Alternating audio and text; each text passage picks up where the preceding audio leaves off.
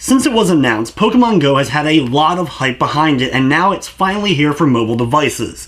But does the game have enough to truly make you feel like a Pokemon master?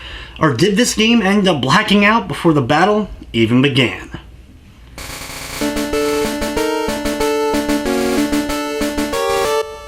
Pokemon Go was an extremely ambitious idea of using GPS and augmented reality to make you feel like you're actually finding wild Pokemon.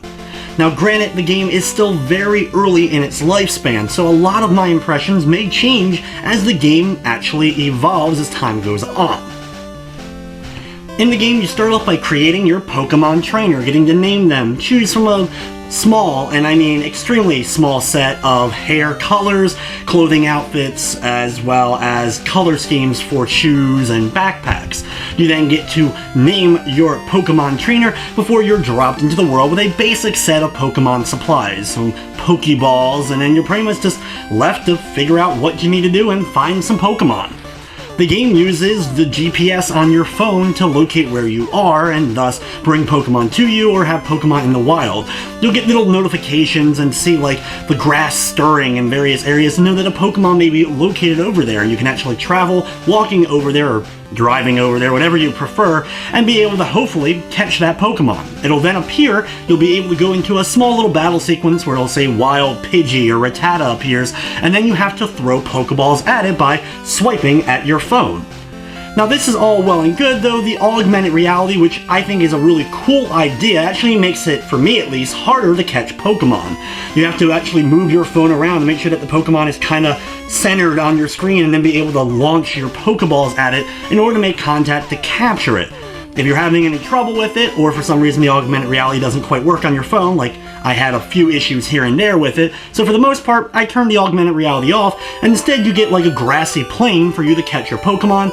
You hit it with one of the Pokeballs that you have. Unfortunately, every time you throw one out, it counts as using ones. If you end up missing accidentally, that means that Pokeball is gone and you'll have to try another one. Once it's captured, just like typical Pokemon, it will be caught in the ball and then it'll shake a few times, and after shaking 3 times, you'll either catch it or it'll end up breaking out. Pokemon can then actually run away and escape from you, especially the bigger and rarer of the Pokemon that are available currently, or they can just keep standing there and keep letting you try to catch it until eventually you get it. Usually weaker Pokemon are of course a lot easier to catch, but anyone who has played Pokemon in the past probably already knows that. The Pokemon in the game are all from the original Generation 1. They definitely knew their target audience to try to get people into Pokemon, or at least try to get a few microtransactions out of the old school Pokemon fans that may have long since left the series. But as long as you don't have a problem with just those original 150, you should have a lot of fun trying to capture all the Pokemon. Now, in order to capture them, besides just finding them luckily in the wild, you can evolve Pokemon. Catching multiples of the same type of Pokemon will actually give you Pokemon candy. Catch a number of Pidgeys, you'll get Pidgey candy, or catch a number of Zubats, you'll get Zubat candy. And after you have enough of it, you can actually evolve a Zubat or a Pidgey or whatever it may be. As long as you have the right amount of items, you can then evolve it to its next form. Any Pokemon that has 3 forms, it doesn't cost a whole lot to get to that second form, but going to the final form, usually it's going to net you at least 50 candies. So if you're trying to get Pidgeotto to the Pidgeot, it's going to cost you 50 Pidgey candies, so you're going to have to catch a whole lot of them in order to get that. Now, when it comes to Pokemon eggs, in order to find them, you can actually buy them from the shop using Pokemon coins, which I'll get into a little bit later on, but you can also get random items for finding Pokemon stops. All around your town, city, wherever you live, you'll have random murals, statues, shops, landmarks be marked as Pokestops. And as long as you're within range of that, you can hit it on your phone, bring up a little thing, it'll tell you which one it is. You can then rotate the icon on screen and you'll be netted a few extra bonus items, such as Pokeballs, Revives, Potions, or even eggs. You'll then have to put the eggs into an incubator. You get, thankfully, a default incubator, and you can also get some bonus other types of incubators as time goes on. Once the egg is in an incubator, you're going to have to walk around with it, just like you would in Pokemon. And once eventually you hit that key mark that it needs in order to hatch, you'll hatch the egg and you'll have yourself a brand new Pokemon.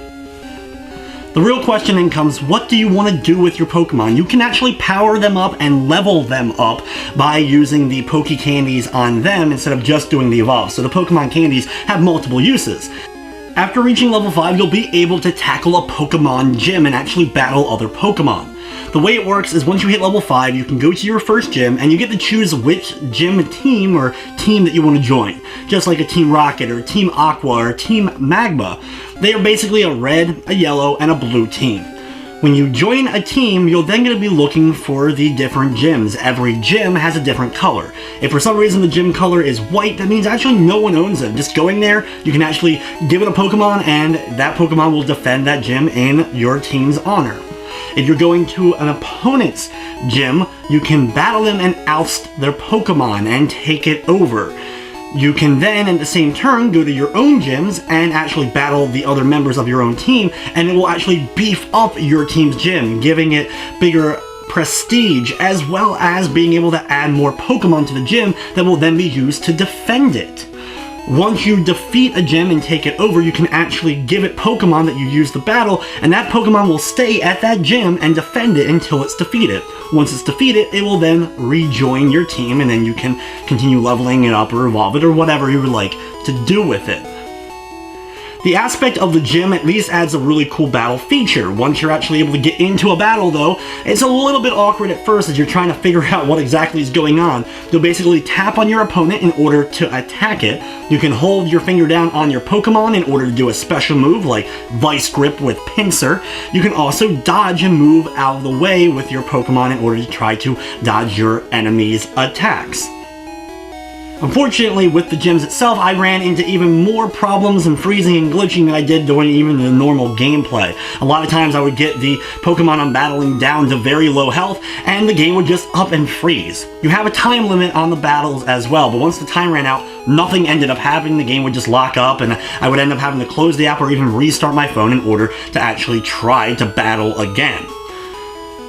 The other thing is, just like with the Pokestops, you can get some pretty weird and awkward places that end up being the Pokemon gyms. And remember, you have to be within vicinity of that particular area in order to actually go to the gym. If you move outside of the area, even while battling, it will end and you're out of range of that particular fight.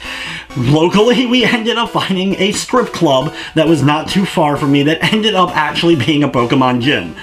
Going to a strip club parking lot to battle Pokemon at a Pokemon gym is one of the weirdest experiences I've played, but it's just one of the many things you can do with Pokemon Go. Well, it is fun as long as the game, of course, is working. Like I said, everyone's playing it, so I'm sure the servers are absolutely clogged to the max. I've had to restart my phone several times, reopen the app many times, consistently getting the server is under maintenance or whatever, try again later screen, which is being referenced as the new blue screen of death as people are trying to get into Pokemon Go. It's very early on in its life, so I'm sure Pokemon Go will evolve and get fixed as time goes on. It just stinks that when it's at launch, there's a lot of issues when it comes to it. I've heard a ton of problems with people at crashing, not loading at all, phones that should be compatible, it not being compatible, and a whole slew of other glitches that have happened. It freezing mid-Pokemon catch, you finally get something you really want, and in the middle of catching it, it locks up and freezes and you don't catch the Pokemon. Or the same goes for the battle system of glitching out when you're in the middle of an intense fight against one of the gyms. One of the other big complaints with Pokemon Go so far has been battery life. It drains the crap out of your battery. Even if you have a really strong one, having the app open for a longer period of time will destroy it. I highly recommend turning off the AR. Yes, augmented reality is cool, but you'll save a lot of battery life by that being off, as well as turn off things like sound and music, especially if you're in public. No one's going to want to really hear you playing Pokemon while they're eating or whatever it may be. So just turn it off, make sure it's off in the options. Even if your volume is down, you can turn off music and sound, and it not playing at all will also help you a little bit. The battery life-saving feature on it doesn't seem to work at all. It doesn't make any difference other than turning your screen off quicker between instances of looking at it. But there's just a couple minor things that can help you a bit, but overall you're still gonna have a battery drain when you're playing through Pokemon Go. If Pokemon Go keeps moving forward and adds new features, new Pokemon, more functionality with the actual Pokemon being able to train them maybe a bit different, trade them with friends, and there is the rumor, and I think it's going to happen, where you'll be able to eventually even transfer your Pokemon from Pokemon Go into the upcoming Pokemon Sun and Moon, which is going to be a fantastic addition. I want to see where Pokemon Go goes from here. What are those new features going to be added, and how much more functionality can they do truly with this type of game? It is a lot of fun right now to explore your local area and find these Pokemon, especially with a group of friends who are also doing it along with you. If you're by yourself, you're not going to really have as much fun, or nearly as much fun, by staying at home, which, you know, it's kind of the nature of what the game is, but it's still kind of a downside that there isn't some alternatives or some practice matches or something that you can do, even when you're not able at that moment to go out and explore your area. Bigger, more populated areas are going to have more stores and more places for you to find for Pokestops. If you're living in a rural county or country area, you're probably not going to have as many shops available. It is a game that asks for your contacts and access to your photos, which is something I really don't like in any kind of mobile device whatsoever for any company. I mean, I guess it's better if they ask you instead of just doing it, but still, it's just something I really don't like overall. Microtransactions are definitely there. If you want to get Pokemon coins, you're going to have to pony up actual dollars. For 100 Pokemon coins, it's $1, and then it goes up from there, including packages of $99.99. So, for parents out there that let their kids use their phone or they have their own phone, be very cautious and make sure they don't accidentally end up buying $100 worth of Pokemon coins, because the option is there and probably is not very difficult to do if you have your stuff already programmed into your device.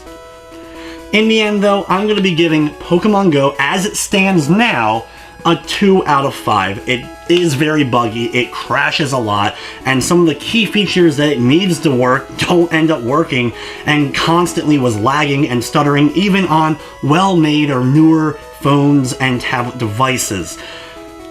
I do recommend checking it out for Pokemon fans, as I'm sure you already have, and as time goes, it may get a higher score from me, but just for right now, it's a 2 out of 5. But anyway, guys, that's going to wrap up this review. I'd like to thank you for watching, and of course, I hope you enjoyed.